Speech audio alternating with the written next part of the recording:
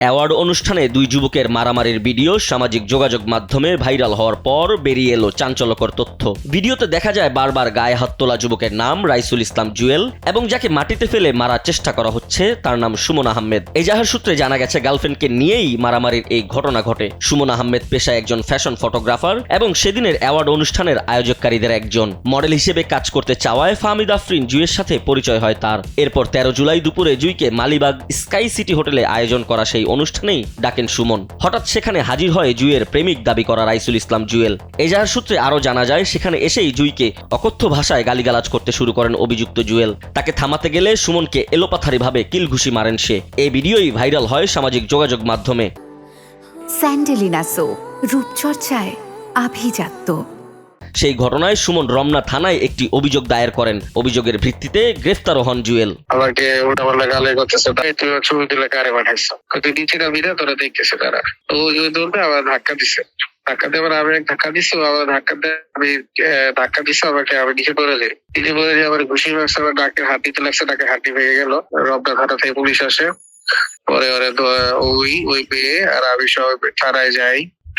পরে সব শুনে ওসি সাহেব পরে জেলে ঢুকায়। গ্রেফতারের পর জামিনে বের হয়েই রমনা থানার অফিসার ইনচার্জের বিরুদ্ধে সংবাদ সম্মেলন করেন জুয়েল। সেখানে ওসির বিরুদ্ধেই অভিযোগ তোলেন সে।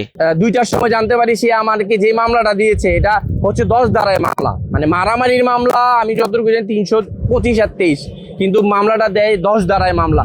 10 ধারায় মামলা সাধারণত নারী শিশু হয়, ওইখানে তো কোনো নারী শিশু সাইন টাইন আমি কিছু দেখলাম না। আমি যখন জেল থেকে বের হয়ে অভিযোগ পত্রটা দেখলাম, মামলার কপি দেখলাম, তখন দেখলাম যে এখানে কোনো নারী রিলেটেড কোনো সাইনই নাই। 10 ধারার মামলা সে যে নিল, এখানে নারী কোথায় আমি এটা আপনাদের কাছে জানতে চাই। তবে তার এই অভিযোগের বিষয়ে রমনা থানার অফিসার ইনচার্জ বলছেন ভিন্ন কথা। অভিযুক্তের বিরুদ্ধে আগে থেকেই বেশ কয়েকটি মামলা ছিল বলে জানান তিনি। এখানে একটা প্রোগ্রাম অ্যারেঞ্জ করেছিল, তাকে নাকে মারে, নাকটা ভেঙে ফেলে।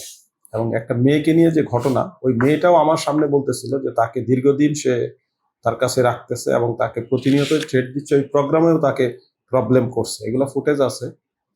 তো আসলে তার সম্পর্কে তো আমরা এই ঘটনার সময় জানতাম যে তার ভয়েস অনেক উপরে, কাউকেই কেয়ার করতেছে না, বিভিন্ন পরিচয়।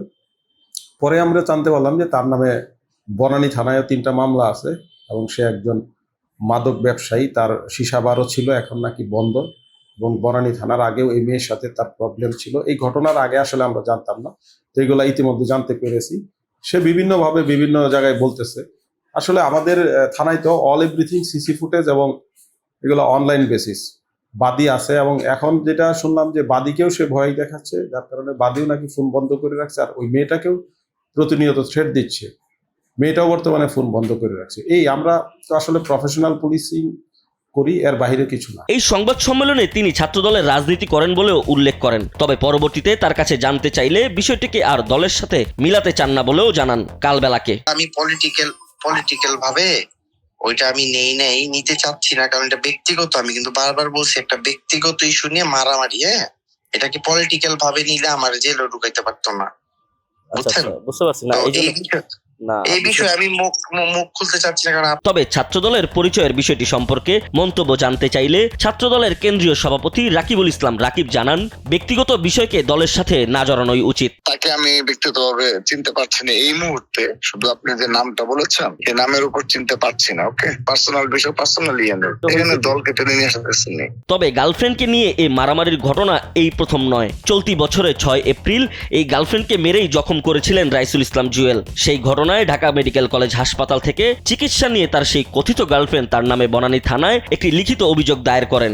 যার প্রেক্ষিতে সাংবাদিকরা সে বিষয়ে সংবাদ প্রকাশ করেন। সেই সংবাদ প্রকাশের পরই দেশের 2টি গণমাধ্যমের সম্পাদক সহ প্রতিবেদকের নামে উকিল নোটিশ পাঠান জুয়েল। জুই যখন থানায় একটি অভিযোগ দেয়, সেই অভিযোগের প্রেক্ষিতে আমরা সেখানে একটি সংবাদ প্রকাশ করি এবং সেই সংবাদ প্রকাশের পর সে আমার উপরে প্রচণ্ড রকমের ক্ষিপ্ত হয় এবং আমাকে বিভিন্ন সাংবাদিক নেতা এবং বিভিন্ন মহল থেকে হুমকি ধামকি দেয় এবং সে নাকি ছাত্রদল করে, এরকমও সে বলেছে।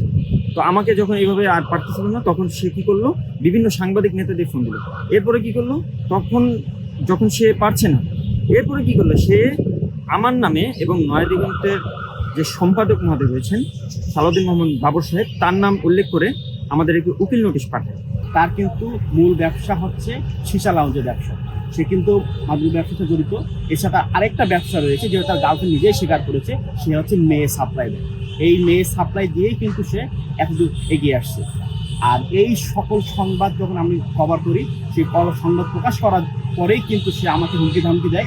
এক পর্যায়ে আমার নামে সে উকিল নোটিশ পর্যন্ত পাঠিয়েছে, আমার চাকরি খাওয়ার হচ্ছে আমার চাকরি সে খেয়ে ফেলবে। সংবাদ প্রকাশের পরপরই সাংবাদিকদের বিরুদ্ধে এমন আইনি নোটিশ দেওয়া মানেই নিজেদের অপরাধ ঢাকতে পায় তারা বলে জানান ঢাকা রিপোর্টার্স ইউনিটির সভাপতি। নিউজ যখন প্রকাশ হয় বা প্রচার হয় তখনই কেবল সন্ত্রাসীদের বা মাদক ব্যবসায়ীদের ধরা পড়ার আশঙ্কা থাকে, এবং তখন সাংবাদিকদের বিরুদ্ধে তারা নানা কুৎসা রটনা করবে, নানা অপবাদ ছড়াবে। এটা খুবই স্বাভাবিক, কারণ এরা অপরাধীর কাজই হচ্ছে আর একটা অপরাধের মাধ্যমে নিজেকে আড়াল করা। তবে যাকে ঘিরে এমন তুলকালাম কাণ্ড ঘটেছে সেই ফাহমিদা আফরিন জুয়ের সঙ্গে একাধিকবার যোগাযোগের চেষ্টা করলেও যোগাযোগ করা সম্ভব হয়নি। একটি সম্পর্ক, তারপর অভিযোগ, মারামারি, গ্রেফতার, জামিন, সংবাদ সম্মেলন, পাল্টাপাল্টি বক্তব্য, সব মিলিয়ে ঘটনাটি এখন আর ব্যক্তিগত বিরোধে সীমাবদ্ধ নেই। শেষ পর্যন্ত অভিযোগগুলোর সত্যতা ও দায় নির্ধারণ করবে আদালত এবং আইন শৃঙ্খলা রক্ষাকারী বাহিনীর তদন্ত। তবে ব্যক্তিগত সম্পর্কের দ্বন্দ্ব যখন প্রকাশ্য সংঘাত, মামলা এবং পাল্টাপাল্টি অভিযোগের রূপ নেয়, তখন প্রশ্ন থেকেই যায় গার্লফ্রেন্ডকে নিয়ে এই তুলকালাম কাণ্ডের শেষ কোথায়। আকাশ শিকদার, কালবেলা।